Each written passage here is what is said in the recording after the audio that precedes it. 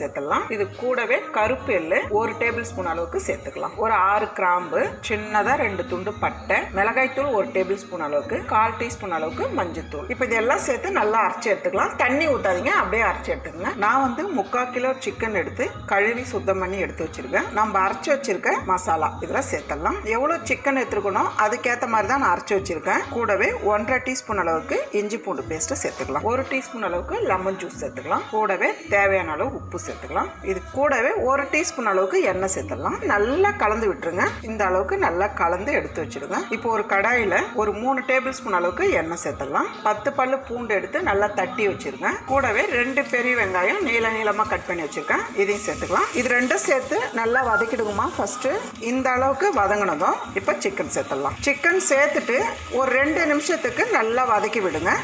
கொஞ்சமா இவ்வளவுதான் தண்ணி. இதை இப்படி தெளிச்சு விட்டுருங்க. இந்த டைம்ல கொஞ்சம்